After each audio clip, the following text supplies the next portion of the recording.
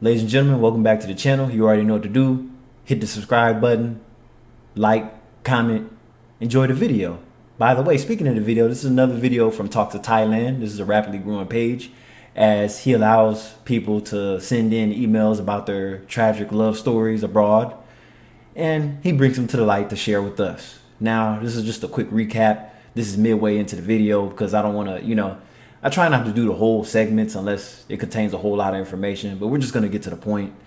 But yeah, this man, another guy from UK, went to Thailand. He went on a traveling visa, fell in love with the country, fell in love with a girl there, married her, brought her back to the UK, got citizenship and everything. And for what? For all of it to go to hell. But let's see what happened. But it didn't bother me. When the visa was approved, all of a sudden everything felt real.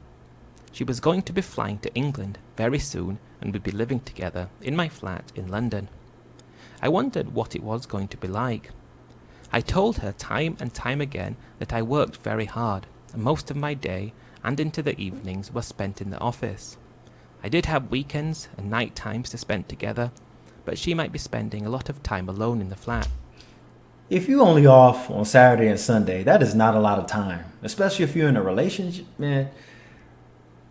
You need work-life balance if you're going to be in a proper relationship. Understand that.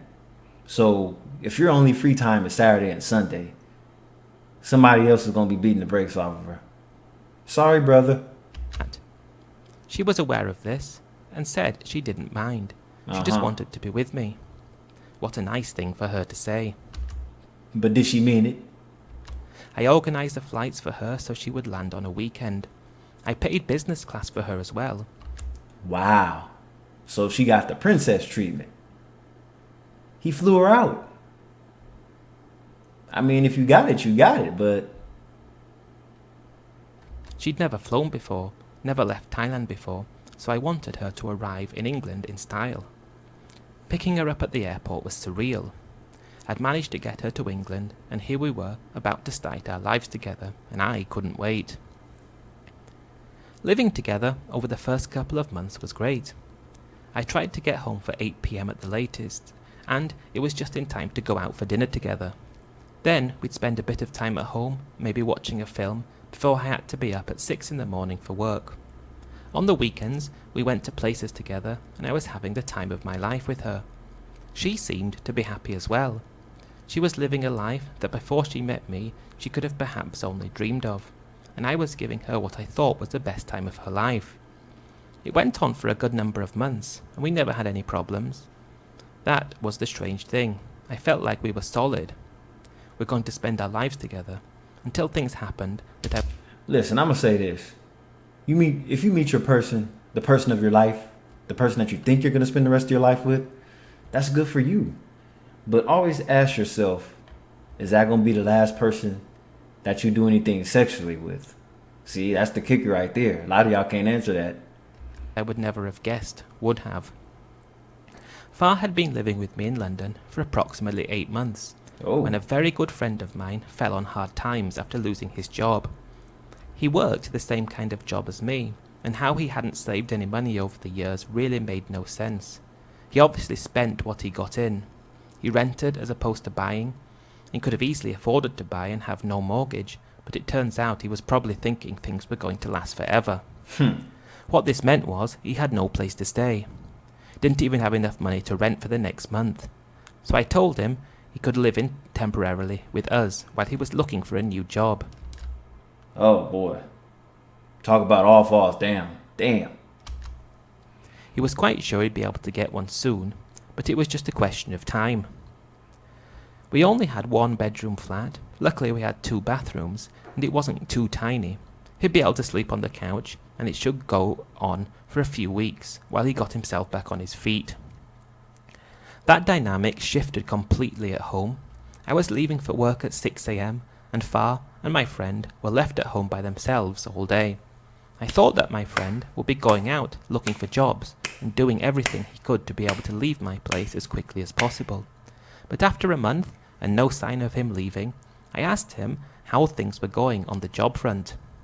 He said he'd applied for some and he got an interview with one soon, so hopefully in a couple of weeks. 2 months later, he was still there.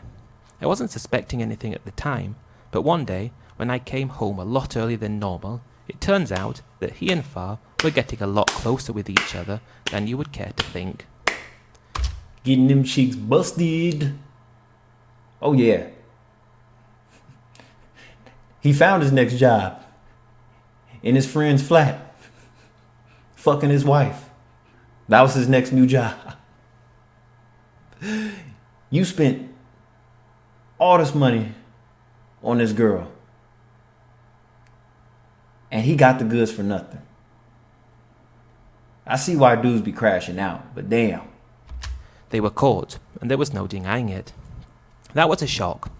My wife and one of my best friends in my flat. What do you do in a situation like that? How are you meant to react? I didn't know how to react, apart from with rage. My friend left my flat as quickly as possible, taking all his stuff with him. But what was I going to do about Far? Things would never be the same again, but I still had feelings for her, and asked her what was that about. She just said that they were both lonely, and it didn't mean anything. This is the shit that pisses me off. They was both lonely. What does that even mean? It means misery loves company, and company's gonna fuck. That's what it means. You're lonely, I'm lonely too. Let's do some lonely shit together.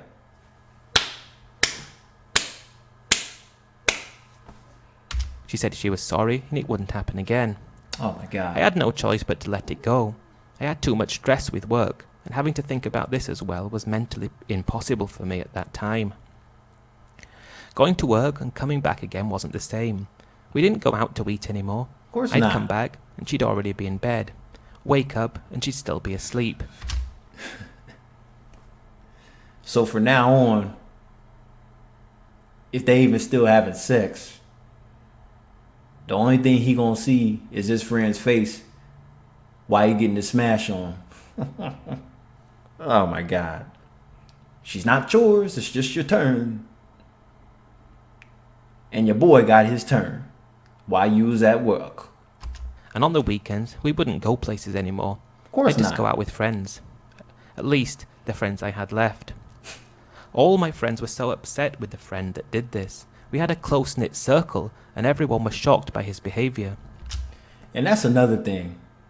You'll meet your best mate through your social circle, but the downfall of that is, how do you know that somebody in your social circle is not already blowing their back out? He tried to apologize a few times, but I was having none of it.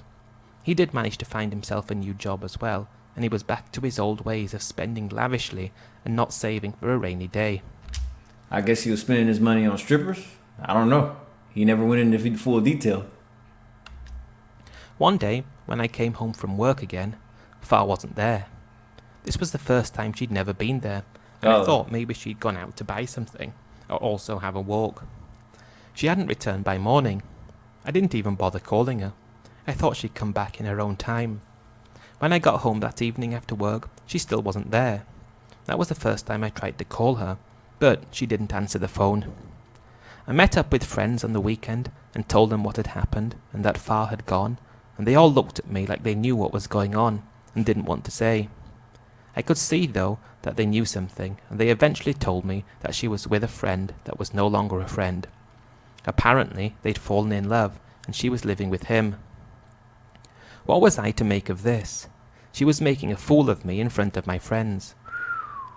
I'd just making a fool of myself, maybe, and getting involved with her in the first place. I mean, what do you say to this? I mean, he could have crashed out and burned like most dudes will. They'll react emotionally and violently and land themselves in jail and catch a case. I mean, at least that's how the American way is. But see, you got to remember, in places like the UK, most people don't have handguns. I mean, of course, you could still get shanked or something else, but I mean, what are you gonna do? Chase somebody out the house with a knife? Like what? Ah, man. But yeah, so not only was he heartbroken, he's embarrassed to go around his friends too. So that'll make somebody lonely as hell right there. She was obviously very good if she tricked me and now my old friend as well. Who would have thought that she could have had a status so elevated in life only for her to give it all away to someone she knew nothing about? I wanted to confront them, but I didn't know how, so I just continued with work and went back to the old way of life where I didn't have anyone to come home to. That was until I bumped into them one weekend about 2 weeks after all this came about. It found a great place to rent. It was only good money, and you could see he'd been spending a fortune on Far. She had a diamond necklace on, a fancy bag, and generally looked so out of place in what she was wearing. I didn't see any point getting angry or fighting, but I just asked what had happened. My friend did say he was sorry, but he fell in love with her. How do you apologize to your, well, he's not even your homeboy no more, but there's really nothing to really say once you betray somebody that bad. I mean, damn. You took somebody's wife and you moved in with them, and then you're talking about you're sorry. You just fell in love. Oh, man. And couldn't help his feelings. Far said that she was sorry too, but she was lonely. But you're going to be just as lonely living with him. He works as well, I said. It's not the same, she said, and he buys things for me and shows his love by buying things. Gold digger. She a gold digger. All right. So that's all it was. So basically, originally, he wasn't buying her enough. His homeboy had more money to splurge, so she figured she would be more happy with the guy that had more bang. I couldn't believe what she said, but it was no way fighting it. We still had the small issue that we were married. I didn't want to lose my flat or lose any of the things I had, so I told her and him that the only way I would let this go is if we all flew to Thailand and got divorced. We needed to go as quickly as possible. I think the beauty of the situation was that Far thought my friend was wealthier than me and didn't need any money off me, and she knew that she had done and would lose in the divorce if I took her to court in Thailand. And perhaps, if I made things difficult for her, my friend would no longer stay with her. I keep referring to him as my friend, but of course he's no longer my friend. I hope not. I don't know how else to refer to him in this email. I could tell that he wanted to be with Far so badly. In a way, I could sort of see he did feel sorry for me for what he'd done. He said he had genuine feelings for her, so that was that. He also said he'd pay for all the tickets for us to go to Thailand, sort out the divorce, and then let me on my way. So it was agreed. The only problem was taking time off work, and when I told my boss the situation, he was leaning to my favour for the first time, and said, "You've got 3 days." Flying back to Thailand with my wife and her boyfriend was a very strange experience, but I knew it needed to be done. You, me, and Dupree. What the hell? Oh, that had to be one awkward ass flight. I'm pretty sure they all sat in the same row too. Most airplanes have about 3 seats aside. Oh my God, come on, man. This is some goofy shit. So I could protect my things and that she wouldn't be able to come after me for anything when things eventually went wrong with her new boyfriend, which I very much expected they would. She was on a spouse visa because of me in the UK, and she didn't want to lose that, and he didn't want to lose her, and because of that, the visa as well. Have you noticed that this is all selfish gain? She didn't want to lose the visa, so I'm assuming she liked it in the UK, being that UK is a first world nation, and he doesn't want to lose her because he's so deep down in love with her. So my question is, if this guy wasn't saving any money before he had met her and all living together with his friend, what was he lonely when he was splurging off his money on whatever he was doing? Because that's what most single guys do. They're out partying it up. They're spending money, bars, clubs, whatever, the whole nine. So he couldn't have been too lonely prior to meeting her. So I had to play ball in the sense as well. When we got to Thailand, we'd already booked to speak to a firm to help us with the divorce. It's not a difficult process if you take the marriage certificate and a witness to the same place that you got married. Then you can go for the divorce there and then. And that's what happened. Luckily things went according to plan, and we were divorced just as easily as we were married. I was now single again. I had managed to protect my flat and my savings. Var would no longer be my problem and wouldn't be able to get anything from me, and that's what mattered. She was now my friend's problem, and I flew back to England by myself that very night and got stuck back in to work. I'd heard that when they returned to England, they moved in together to his flat. He got stuck into his work, and apparently they were happy for a few weeks. Then apparently they had an almighty row, fell out about something, and he kicked her out, with nowhere to go and no money. And guess where she came knocking? 9 p.m. one evening, I'd just returned home from work, and I heard the bell ringing. I went to the intercom, which had a video link to the door downstairs, and it was her. I asked, "What on earth are you doing here?" She told me what had happened, and could she come upstairs. I let her up, just wanted to see what was going on. I wasn't married to her anymore, so I had no obligations towards her, but I did let her up to see what was happening. I mean, as careless as most people could be, I mean, would I have opened the door? Yeah. And this is the first thing I would have said to her. This better be damn good. What the hell happened to you? You was... you know. She told me they'd been in an argument and he kicked her out, saying he never wanted to see her again. Oh. She refused to tell me what the argument was about and said that she was so sorry about what happened. She just got caught up in everything he was buying for her, and she thought that he loved her more than I did. She said she always loved me the most and wished that she was still married to me and living with me. I couldn't believe what she was saying, but I did play along just to see what she would try to do. I pretended that I was sorry for her, and she tried to do what every woman would do in this situation. When she tried, I can remember instinctively laughing at her and saying, "What do you take me for?" She was trying extremely hard because she knew if I caved in, she would have me around her finger. I wasn't falling for any of that. The fact she had nowhere to stay and no money was apparently my concern, she said, and I told her it wasn't. We're already divorced. When she saw I was serious, she asked if she could at least stay the night and pay for a ticket for her to go back to Thailand. Absolutely not, I said. But I thought about it for a second, and giving her a 500 quid ticket to go to Thailand might be in my best interests. The aftercare package. I mean, a lot of guys get Me Too'd because they don't provide aftercare. I mean, a lot of people might say he's stupid if he had went ahead and went along with this. But they always come crawling back. They play victim all they want, but then they come back to you. It makes no sense. She sounds like a massive manipulator. Get her out of England and far, far away, so she could likely not cause me any problems. I told her I'd book her the ticket for Saturday, but I'd take her to the airport and make sure she checked in. She was okay with that, and asked if she could stay the 4 days until Saturday came around.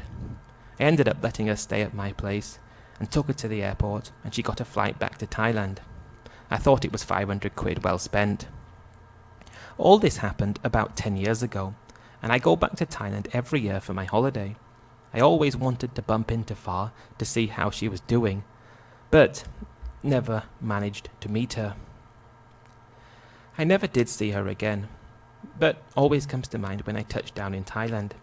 I'm thinking about moving there. In my 40s now, I have more than enough money to move anywhere in the world I want, but I do love Thailand. In a way, I don't feel like I really fit in the environment where I work. I'm not like the guys who go out spending large amounts of money to try to impress. I just go, do my job, and leave. Maybe because I'm not from the same background as most of the guys that work there. So basically, he's saying he's not a materialistic person, even though he could provide a good living for himself and maybe a little company on the side. So, I mean, good for him. It sounds like he's doing even better. This is good news. And I like the fact that I respect this guy because, well, if this is even real to begin with, he didn't crash out. He didn't do anything violent. He didn't try to break her neck or anything. You know what I mean? It's like you can't. It's like as you get older and you actually have things to lose, you really have to react in a calm way. Basically, you have to lighten up. So then when we talk about all this alpha male and beta male shit, it's out the window, avoiding conflict and all this. Well, in situations like this, you have a lot to lose. So sometimes you're going to have to avoid conflict. I mean, you can't lash out at everything. I mean, you're not 15 years old. I don't know what it is, but I feel like I'm more at home with the type of people that move to Thailand. I'm just fortunate enough to have a good amount of money. Thinking about that, maybe I'll just quit my job and travel the world before settling in Thailand. What's the point in working more when you don't need to? I think I will, and I'll leave it there.